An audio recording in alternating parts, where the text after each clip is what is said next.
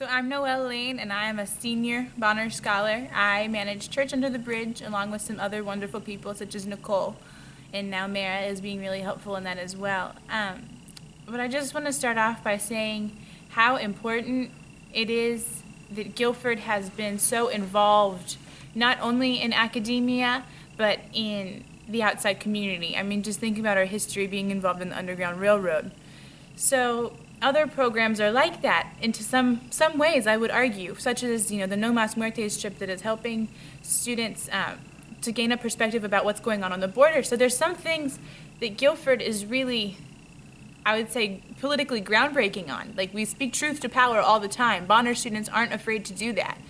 And I feel like if we cut Bonner, especially without the students' participation in these decisions, because we're willing to make sacrifices and for the good of the collective, if you cut it, it essentially feels like you're telling us that we don't have control over our own destinies. It feels like you're saying, what happens in these meetings affects you, but you're not welcomed to be part of that process. There's a lot at stake in that.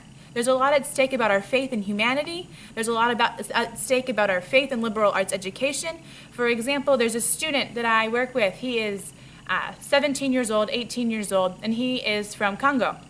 And he doesn't exactly know where his origin is because he's been bounced around so much. But he came here, and he's gone to Alimu, a tutoring program started by Esther Adasi. And she is a brilliant woman who knows all this stuff from experience. But students like this, we're counting on Bonner. They will not be here. They will be stuck working in fast food restaurants. So stifling their opportunities to be entrepreneurs, to be students, to be givers, it's being taken away if you cut this program, because the road stops there for some people if they're not giving the same access and opportunity, financially. Sadly, it boils down to economics, and I know that it's really hard because we're in a tough situation.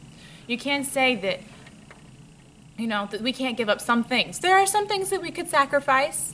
Of course, we don't think that it's the best decision, and I'm not speaking for the whole. There are some people that would really adamantly agree that nothing should be cut from Bonner.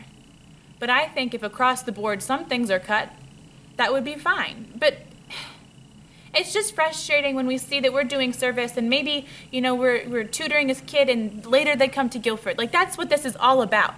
That's what success is. So if that's not as valued as giving a touchdown, I will literally be ashamed to have gone to this school. I'm sorry to say this so boldly, and I know that it might seem really confrontational, but it's the truth.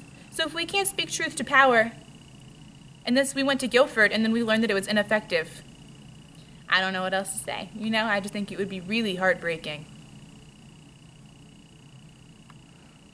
Is there anything else you'd like to add? I think that's it.